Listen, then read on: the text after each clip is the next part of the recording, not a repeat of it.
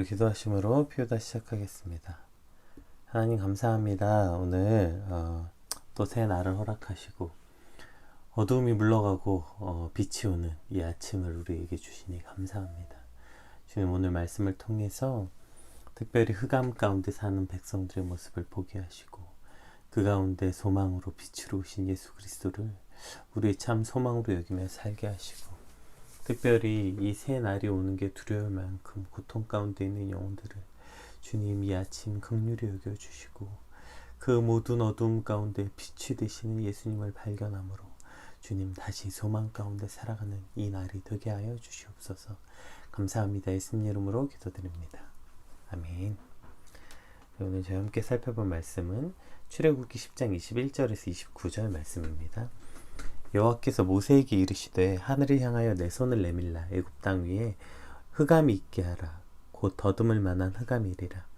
모세가 하늘을 향하여 손을 내밀매 캄캄한 흑암이 3일 동안 애굽 온 땅에 있어서 그동안 사람들이 서로 볼 수 없으며 자기 처소에서 일어나는 자가 없을 때 온 이스라엘 자손이 거주하는 곳에는 빛이 있었더라. 바로가 모세를 불러 이르되 너희는 가서 여호와를 섬기되 너희의 양과 소는 머물러 두고 너희 어린 것들은 너희와 함께 갈지니라. 모세가 이르되 왕이라도 우리 하나님 여호와께 드릴 제사와 번제물을 우리에게 주어야 하겠고 우리의 가축도 우리와 함께 가고 한 마리도 남길 수 없으니 이는 우리가 다 그 중에서 가져다가 우리 하나님 여호와를 섬길 것이며 또 우리가 거기서 이르기까지는 어떤 것으로 여호와를 섬길지는 알지 못함이니이다 하나 여호와께서 바로의 마음을 완악하게 하셨으므로 그들을 보내기를 기뻐하지 아니하고 바로가 모세에게 이르되 넌 나를 떠나가고 스스로 삼가 다시 내 얼굴을 보지 말라. 내가 내 얼굴을 보는 날에 죽으리라. 모세가 이르되 당신이 말씀하신 대로 내가 다시는 당신의 얼굴을 보지 아니하리이다. 아멘. 오늘 본문은 이제 9번째 재앙인 이 흑암의 재앙에 관한 사건입니다. 우리 21절에서 23절 말씀 한번 다시 읽어볼까요? 여호와께서 모세에게 이르시되 하늘을 향하여 내 손을 내밀어 애굽 땅 위에 흑암이 있게 하라. 곧 더듬을 만한 흑암이리라. 모세가 하늘을 향하여 손을 내밀매 캄캄한 흑암이 3일 동안 애굽 온 땅에 있어서 그동안은 사람들이 서로 볼 수 없으며 자기 처소에서 일어나는 자가 없을 때 온 이스라엘 자손이 거주하는 곳에는 빛이 있었더라. 이 흑암의 재앙이 이제 9번째 재앙인데요. 왜 이 9번째 재앙이 흑암의 재앙인가? 왜냐하면 이 흑암이라는 개념 안에는 아주 중요한 여러 가지 개념들이 이제 함께 있습니다. 제가 오늘 참고 말씀이 좀 많아서 채팅창에 올려놨으니까요. 네, 그 채팅창을 참고해 주시면 좋을 것 같고요.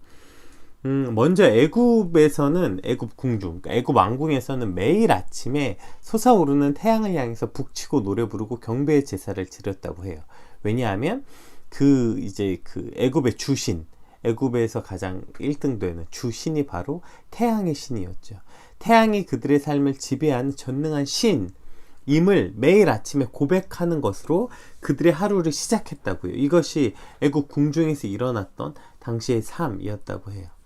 만약에 그들이 아침에 일어나서 그 애굽의 태양신을 향해서 이렇게 기도하고 제사 지내지 않고 이 제사를 소홀히 해서 만약에 태양이 떠오르지 않는 구름으로 인해서 태양이 가려지거나 이랬을 경우에 늘 그들은 불안에 떨었다고 해요. 그러니까 이 태양의 신 라죠. 그러니까 이처럼 태양의 신은 그 애굽 전체 사람들의 운명의 열쇠였어요. 그래서 그 신을 분노하게 하면 안 되고 그 빛이 있어서 자신의 삶을 비춘다고 늘 믿었던 것입니다. 그러나 이 칠흑 같은 흑암이 3일 동안 애굽 전역에 계속됨으로써 그들은 그들이 최고라고 믿었던 주신 그 태양신 라의 허구성을 드러내는 것이었던 것이죠. 또한 이스라엘 자손이 거주하는 곳에만 빛이 있게 하므로 그 빛의 주인이 누구이신지 오늘 하나님께서는 똑똑히 보여주시는 것입니다. 결국 그들이 가장 위대하다고 믿어서 매일 아침 왕궁에서 그것을 위해서 제사하고 만약에 날이 조금이라도 흐리면 우리가 제사를 똑바로 드리지 않아서 태양의 신이 노했다. 그러니까 늘 그 태양의 신에게 전전긍긍하고 살았던 그들에게 그 애굽 세계에게 애굽 사람들에게 그 태양의 신은 그냥 허구라는 것이죠. 그러니까 자신에게 빛을 줘서 그 빛이 자신을 살게 한다고 믿었던 그 태양은 신이 아니라 하나님이 지으신 그냥 피조물 중 하나, 즉 하나님이 가리우면 그냥 가려지는 하나님의 피조물 중에 하나라는 것입니다. 하나님이 다스리시는 것들 중에 하나일 뿐이지 그것이 무슨 너희의 삶을 좌지우지하고 너희에게 경배받고 너희의 인생을 그것이 막 어떻게 할 수 있는 게 아니라는 겁니다. 그것은 그냥 하나님이 지으신 피조물 중 하나라는 것입니다. 우리가 살아가는 사실 이 모든 물질 세계가 그러한 것이죠. 어떠한 대단한 것들이 마치 우리 인생을 좌지우지할 것 같고 그것이 없으면 인생이 망할 것 같고 뭐 그것에 전전긍긍하고 그거 눈치 보고 살아갔지만 결국에 사람의 인생을 결정할 것 같은 그 모든 것들은 그저 하나님 손에 있는 피조물일 뿐이고 하나님의 주관 가운데 있는 것들 뿐이며 그것이 아무리 대단한 것처럼 보여도 그저 하나님의 손으로 가리우면 그냥 가려져 사라져버리는 그냥 그러한 피조물 중 하나인 것이라는 것입니다. 그러니까 인생의 모든 것들을 결정하고 뭐 그것이 없으면 어떻게 될 것 같지만 결국 그 모든 것을 정하시는 분은 오직 하나님 한 분뿐이라는 것입니다. 여러분 꼭 이걸 여러 번 마음에 오늘 새겼으면 좋겠어요. 한번 따라서 생각해 보셨으면 좋겠어요. 빛의 주인은 태양이 아니라 그 태양을 만드신 하나님이신 것입니다. 빛은 태양이 주인이 아니라 빛의 주인은 오직 하나님이시라고요. 그것을 볼 수 있는 영적인 눈이 우리에게 있어야 되는 거예요. 뭐 풍요로움의 주인은 돈이 아니에요. 돈이 풍요로움의 주인이 아니라 그저 그 돈을 만드시고 다스리시고 주관하시는 분. 뭐 풍요로움의 주인은 돈이 아니고 주식이 아니고 땅이 아니고 집이 아니고 그 모든 것을 만드시고 다스리시는 분. 그분 하나님이 주인이시라는 거죠. 그게 건강의 문제든 뭐 사업의 문제든 사람의 문제든 그 모든 문제, 모든 만물을 다스리시는 주인, 즉 여호와 뭐예요? 스스로 계시는 분, 제1의 원인이신 그 하나님이 모든 만물의 제1의 원인이세요.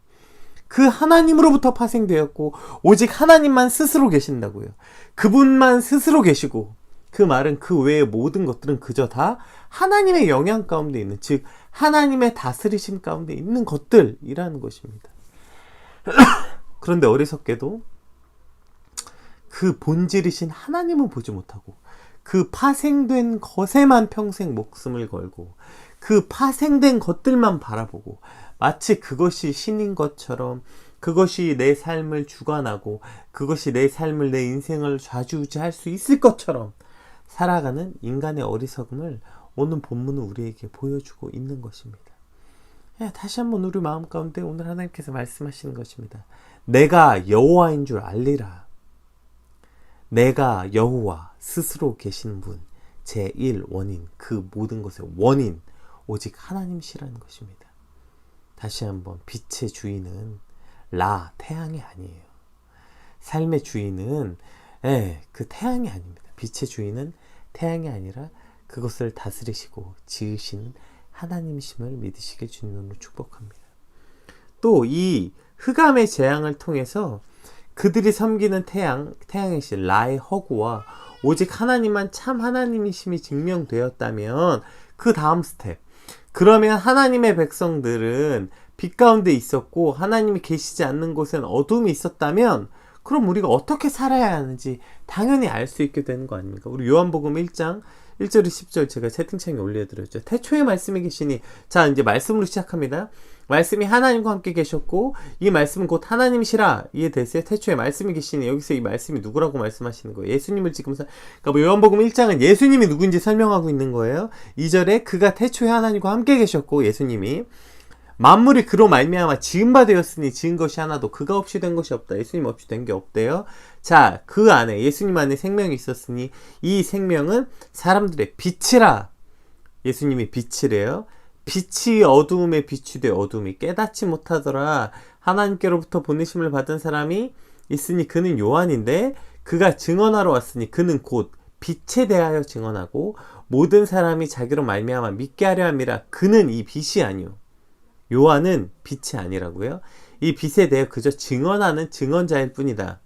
9절 참 빛 곧 세상에 와서 각 사람에게 비추는 빛이 있었나니 그가 세상에 계셨으며 세상은 그로 말미암아 지은 바 되었으니 세상이 그를 알지 못하였고. 자, 지금 예수님을 두 가지로 설명하고 있는데, 예수님이 곧 말씀이었다고 이제 앞에 2절 동안 설명하고, 그 다음에 예수님은 곧 빛이시라고 계속 얘기했어. 그분이 빛이다, 빛이다, 빛이다. 요한은 그 빛을 증언하라는 것뿐이다. 예, 그 요한복음은 예수님이 빛이라고 말씀하고 계시는 것입니다. 또 요한복음 8장 12절, 예수님 스스로도 자신을 소개할 때 이렇게 말합니다. 예수께서 또 말씀하여 이르시되 나는 세상의 빛이니 나를 따르는 자는 어둠에 다니지 아니하고 세상의 빛으로 되리라. 또 요한복음 12장 46절, 나는 빛으로 세상에 왔나니 물은 나를 믿는 자로 어둠에 거하지 않게 하려니로다. 자, 이처럼 예수님은 빛이라고 성경은 여러 번 말씀하고 있는 거예요. 예수님이 빛이다. 예수님 스스로 나는 빛이다. 빛이라고 말씀하고 있는 거예요. 오늘 이 말씀을 통해서 예수님의 빛이라는 것에 대한 여러 가지 의미가 있지만, 그냥 오늘 제 마음에 너무너무 안타까웠던 건 제가 처음에 기도할 때 말했던 것. 오늘 특별히 예수님의 빛이라는 건 이러한 의미로 우리가 함께 받아들였으면 좋겠어요. 오늘 인생에서 특별히 아주 지독한 터널을 지나고 있는 여러분들이 계시다면 그분들에게 주시는 하나님의 음성임을 우리가 듣길 소망합니다. 인생을 살면서 특별히 인생 사는 것 자체가 어두운 터널을 지나는 것 같이 비슷하지만 그 중에서도 특별히 굉장히 깊은 터널을 지나가는 때들이 있잖아요. 빛이 하나도 보이지 않아서 오직 절망뿐이고, 그래서 하루하루 살고 싶지 않은, 그 희망이 없고 하루하루 절망적인 삶을 살아가는 그 여러분들께 주시는 하나님의 말씀인 것이죠. 오직 예수님만이 빛이시고 그 빛을 따라가는 자는 생명의 빛을 얻는다 말씀하시는 것입니다. 예기치 않은 인생의 어떠한 문제 때문에 깊은 어둠 속에 있는지는 알 수 없으나 그 어두움 속에서 참 빛이신 예수님을 발견할 때 그 예수님이 계신 곳에선 어두움이 물러가는 것입니다. 즉 우리 인생에 어떠한 문제 때문에 그 어두움에 있는 것이 아니라, 우리가 어떠한 문제 가운데 있더라도 그것이 진짜 우리 인생에 한번 일어날까 말까 하는 굉장한 어떤 깊은 어두운 터널 같은 일, 그건 당연하지, 누구나 그런 인생을 살 거야, 그런 일을 겪으면 누구나 그런 깊은 어두움에 빠질 수밖에 없어. 맞죠. 그러나 그러한 상황일지라도, 아무리 깊은 어두운 터널일지라도 빛이 오면 어두움은 물러가는 것입니다. 그리고 그 빛은 오직 예수 그리스도이심을 믿는다면 이러한 간절한 기도가 당연한 것 아니겠습니까? 주님, 제 인생에 가장 깊은 어두운 터널을 지나고 있습니다. 하나님, 하루하루 빛이 없어서 너무나도 고통스럽고 절망 가운데 있습니다. 이 어두움 가운데 빛이신 예수님 오시옵소서. 내 마음을 비춰주시옵소서. 그분이 오실 때 그 어두움이 물러가는 것을 경험케 하여 주시옵소서. 예수님이 그 깊은 터널로 오실 때에 어두움은 물러갈 것입니다. 그것이 하나님의 뜻이라면 그 어두운 터널로 들어갈 수밖에 없었던 상황, 그것이 뭐 어떤 인생의 큰 사건 사고, 그게 변하지 않을지라도, 그 사건 사고는 여전할지라도 그 안에 계신 예수님을 발견해야만 어두움은 물러가는 것입니다. 그 예수님께 나아오는 그 절망 가운데 계신 모든 여러분이 그 속에서 예수님을 발견하는 이 아침이 되시길 주님으로 축복합니다. 또 반대로 아무 일도 없고 하루하루가 너무나도 즐겁고 하는 일이 다 잘 되고 아무리 그렇다 할지라도 그 삶에 예수님이 없다면 그건 역시 그냥 어두움입니다. 그게 밝아 보이는 것뿐, 착시현상일 뿐이지. 왜요? 빛의 근원은 오직 예수님이기 때문이죠. 예수님 없는 삶은 그냥 다 어두움인 거. 오늘 하나님이 계시지 않는 즉 하나님이 계신 하나님의 백성인 이스라엘에만 빛이 있었고, 그리고 그 모든 애굽 땅은 어두움뿐이었습니다. 이것이 성경의 당연한, 왜요? 빛이 곧 하나님, 빛이 곧 예수님이시기 때문이죠. 빛의 근원이시기 때문이죠. 어둠 가운데 있는 이 흑암에서 빛이 있으라 말씀하심으로 빛이 있게 된 이 첫 번째 일, 빛의 근원이 바로 하나님께 있기 때문에 하나님이 없는 백성들, 하나님 모르는 백성들, 그것은 그저 어두운 일 뿐인 것입니다. 오늘 말씀 가운데 함께 나오신 여러분, 그 깊은 어둠 속에 환한 빛이 되시는 예수님을 갈망하고 소망하시길 축복합니다. 오직 그 어둠을 끝내시고 밝히시는 분은 오직 예수님이십니다. 그 상황이 바뀌거나 변해서가 아니라 그 어두운 터널 같은 삶에 예수님이 임재하실 때 그 어둠은 물러가고 참 빛을 체험하게 될 것입니다. 오늘 그 빛 가운데 우리 삶 가운데 그 빛이 들어오는 예수님이 임재하시는 저와 여러분의 삶이 되시길 축복합니다. 우리 24절에서 27절 말씀 한번 보겠습니다. 바로가 모세를 불러 이르되 너희는 가서 여호와를 섬기되 너희 양과 소는 머물러 두고 너희 어린 것들은 너희와 함께 갈지니라. 모세가 이르되 왕이라도 우리 하나님 여호와께 드릴 제사와 번제물을 우리에게 주어야겠고 우리의 가축도 우리와 함께 가고 한 마리도 남길 수 없으니 이는 우리가 그 중에서 가져다가 우리 하나님 여호와를 섬길 것이며 또 우리가 거기서 이르기까지는 어떤 것으로 여호와를 섬길지는 알지 못함이니이다. 하나? 예, 여호와께서 바로의 마음을 완악하게 하셨으면 그들을 보내 기뻐하지 아니하였다. 예, 이렇게 시작되죠. 그러니까 지금 이 흑암의 일이 일어났더니 바로가 또 모세를 또 부릅니다. 지난번에 뭐라고 이제 타협했죠? 너희가 남자들은 가라. 그런데 어린이들은 두고 가라 이랬잖아요. 근데 이제는 다 가래요. 오케이, 어린이들도 다 가래. 뭐만 두고 가래요? 양과 소는 놔두고 사람은 다 가라. 야, 이 정도면 진짜 많이 양보했다. 그러니 너도 양보해라. 또 다른 타협안을 가지고 오늘 또 바로는 우리에게 오는 것입니다. 그러니까 아니 이 정도면 사실 매우 합리적이지 않냐? 사실 뭐 너희 민족이 지금 가야 되는 거 뭐 양과 소 때문 아니잖아. 그러니까 그 뭐 양과 소는 광야에 가서 벌든지 뭐 어떻게 해서 너희들 충당하고 양과 소는 놔두고 가라. 지금 이렇게 또 다른 타협안을 가지고 지금 우리에게 오는 거죠. 그러니까 사실 이 끊임없는 타협, 이게 사실 무서운 것 같아요.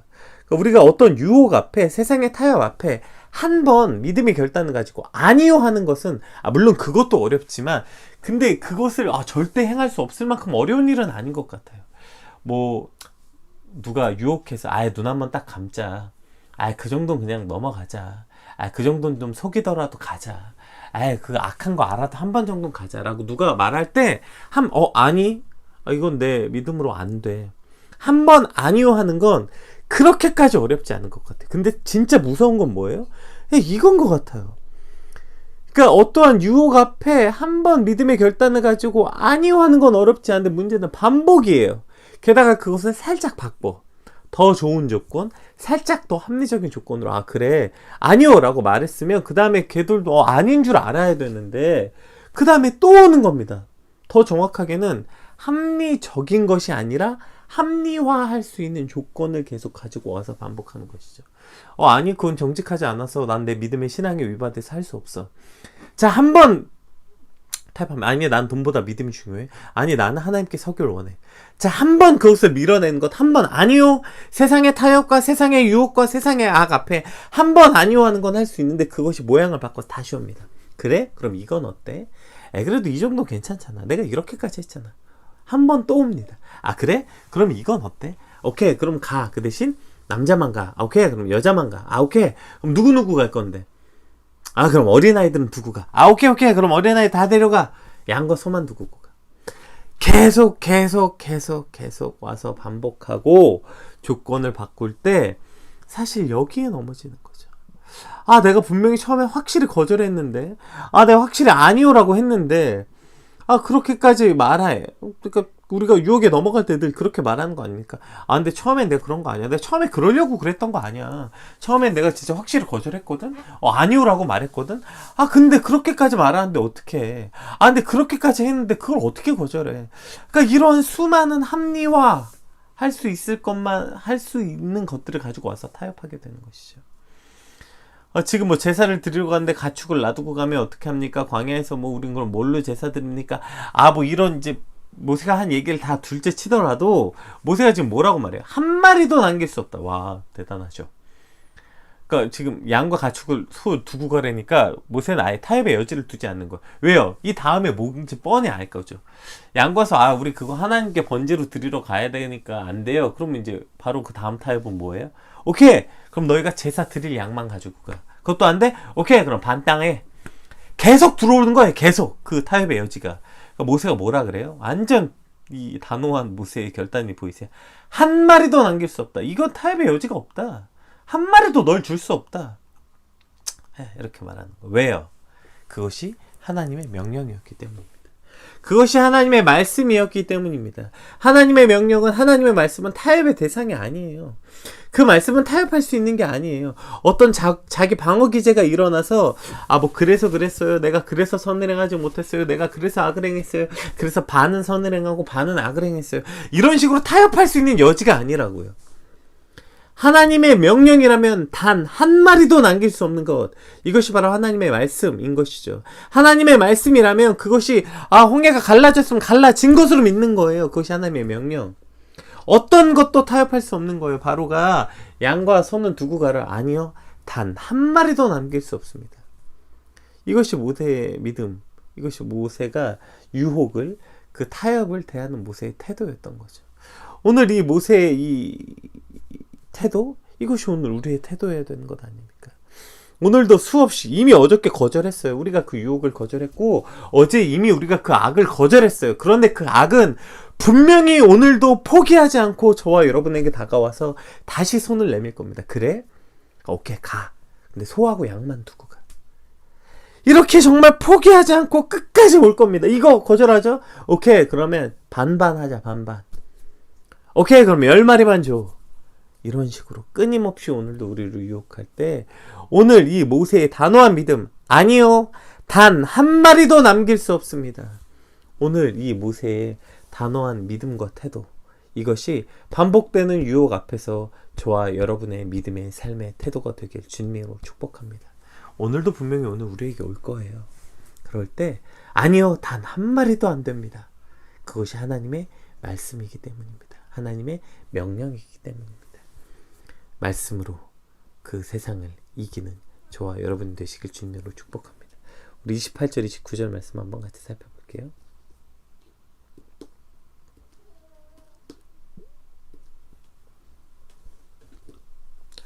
바로가 모세에게 이르되 너는 나를 떠나가고 스스로 삼가 다시 내 얼굴을 보지 말라. 내가 내 얼굴을 보는 날에 죽으리라. 모세가 이르되 당신의 말씀대로 내가 다시는 당신의 얼굴을 보지 아니하리이다. 자, 이제 끝이 나죠. 이제 거의 막장이죠. 지금 누가 보면 싸우는 것 같아요. 근데 지금 바로가 뭐라고 해요? 바로가 폭발한 거예요. 제가 봤을 때 저 단 한 마리도 저것 때문이에요. 단 한 마리, 그러니까 당신과는 협상의 여지가 없습니다. 이렇게 얘기했더니 바로가 모세에게 뭐라고 해요? 오케이, 그럼 너 내 눈앞에 사라져. 다신 나타나지 마. 너 내 눈앞에 한 번만 더 눈에 띄면 너 진짜 죽어. 너 다신 나타나지? 너 이제 죽을 거야. 너 죽여버릴 거야, 내가. 폭발한 게 보이시죠? 지금 바로가 폭발한 거죠. 너 진짜 오케이, 그만해. 너는 이제 내 눈앞에 뛰지 마. 진짜 다시 나타나면 진짜 죽을 거야. 이렇게 말하는 것입니다. 바로가 지금 왜 폭발한 겁니까? 왜 이렇게까지 지금 그 폭발한 거죠?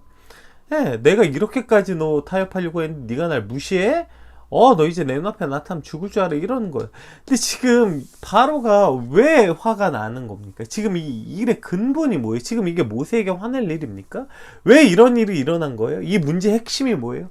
바로 본인이 하나님의 음성을 듣지 못한 문제이고, 그 안에는 본인이 보내겠다고 또 안 보내겠다고, 보내겠다고 안 보내겠다고, 이유가 뭐예요?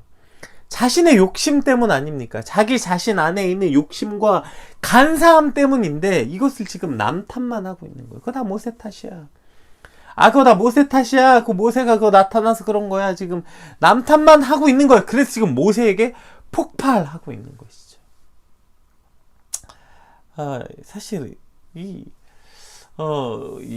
출애굽기 보면 볼수록 왜 이게 이렇게까지 10가지 재앙이 일어나나 보게 되면, 바로를 통해서 무슨 믿지 않는 사람의 전형, 하나님을 알지 못하는 백성, 아니요. 사실 이 바로가 나구나 깨닫게 되는 건 아닙니까?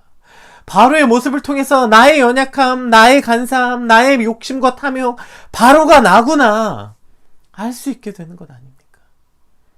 오늘 우리가 문제의 근원을 알지도 못하고, 정작 그 모든 이유가 내 욕심에서부터 시작됐고 내 안에 악함에서부터 시작됐는데, 끊임없이 누군가를 원망하고 누군가 탓하고 누군가에게 폭발하는 이 어리석음, 여러분, 이것이 오늘 우리의 모습 아닙니까? 왜 이렇게 되는 것입니까? 이것이 바로 어두움 가운데 흑암에 있는 백성들. 자, 보세요. 흑암의 핵심이 뭐예요? 뭐래요? 사람들이 서로 볼 수 없으며 보지 못하는 거예요. 흑암의 가장 핵심은 이것입니다. 오늘 말씀을 마칩시다. 흑암이 오면 하나님을 알지 못하는 겁니다. 아까 뭐라 그래요? 빛이 어두움을 비췄지만 어둠이 깨닫지 못하더라. 흑암 가운데 있게 되면요, 하나님을 보지 못하는 거예요. 그리고 그저 무슨 우리의 인생의 주인이 태양신인 것처럼 본질을 보지 못하게 눈을 가리고, 또 깊은 어두운 터널 가운데서도 빛이신 예수님을 보지 못하게 하고, 심지어 나 스스로도 보지 못하게 되는 것. 이것이 바로 흑암에 사는 백성들인 것입니다. 우리가 흑암 가운데 있을 때 하나님을 보지 못하고, 그 유일한 소망이 빛이신 예수 그리스도를 보지 못하고, 심지어 나 자신의 모습도 보지 못하는 것입니다. 그렇기 때문에 남탓만 하고 사는 것 아닙니까? 오늘 말씀 붙잡고 간절히 기도합시다. 주여, 내 가운데 빛으로 오시옵소서. 빛이신 예수님, 내 마음을 비춰 주시옵소서. 우리 삶에 그래서 어두움이 물러가게 하시고, 절망이 물러가게 하시고, 나 스스로를 그 빛 가운데 밝히 보여서, 이것이 나 때문인데, 나의 악함 때문인데, 나의 죄 때문인데, 누구를 탓하고, 부모님을 탓하고, 저 사람을 탓하고, 그 사람에게 분노를 폭발하는 주님, 그 어리석음에 떠나서 빛이 나를 비추어서 나를 온전히 보게 하여 주시옵소서. 우리 이 시간 빛이신 예수님, 내 삶을 비춰달라고 우리 간절히 함께 같이 기도하겠습니다. 기도합시다.